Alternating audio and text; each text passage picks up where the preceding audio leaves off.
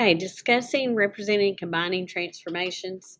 If they give you a pre-image and they ask you to do a translation of it, that's basically just a slide. So when they ask you to translate it -2 horizontally, that means you're going 2 to the left. So when they ask you to then do it +1 vertically, that would be an upward motion. So take each individual point, count 2 to the left and 1 up, and that's where that corner point is going to end up for the new L. So same thing for each corner. Go 2 to the left, 1 up, 2 to the left, 1 up, 2 to the left, 1 up, and this will be where your L had gotten translated to. Going back to one way they could have told you to do that is to do an arrow notation rule, which starts off as the generic point XY. And if I'm moving to the left 2, that's going to affect the X. So they'll put an X -2. And then going up 1 is going to affect the Y. So that'd be a Y +1. So they could tell you how to move something with words. They could tell you how to move something with an arrow notation. Or they could tell you to move it according to this vector. So a vector is an arrow that shows distance and direction. So if I have a starting point of the arrow and I go 2 to the left and 1 up, that's where it's going to end up going. So the arrow goes in the direction that I want the whole L to be shifted to, but the arrow tells you actually 2 D words. It gives you distance and direction. So let's look at what would happen if they were asking you to reflect it across the line X = 2. So you have to draw the line at which it goes through 2 on the x-axis. And a lot of people get this confused because they want to go ahead and draw all the way across, but it's where every single point goes through the 2.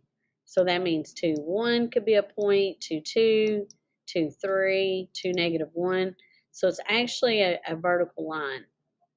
So with that L, if this is my mirror line, you basically just count the distance from that mirror line. If this is 1 point to the right, then I have to go 1 point to the left, 1 point to the right, 1 point to the left. This point, though, it travels 1, 2, 3 units to the mirror, so you got to count 1, 2, 3 units to the mirror. And it will be, your L will end up being flipped over that mirror line. So mirrors are pretty easy because you just basically have to count how far you are from that mirror.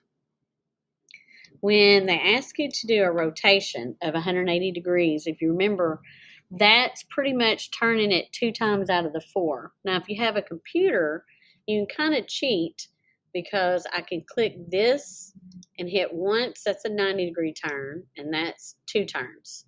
So my L is going to go actually to -3, -1, and then -3, -4, and then the -5, -1.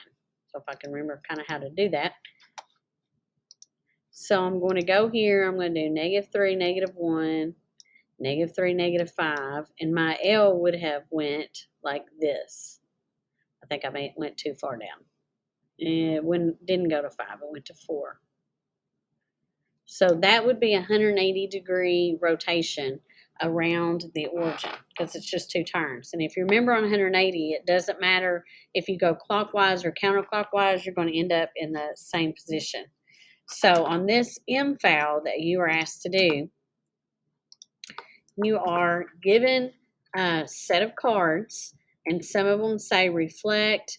Now, if it says reflect over and it leaves it blank, you've got to tell me the mirror line. Is it the y-axis, the x-axis? Is it a specific x = y = or y = x?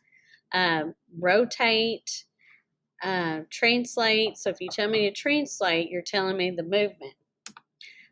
So you've got 6 sets of shapes. So on your poster, cut these cards out.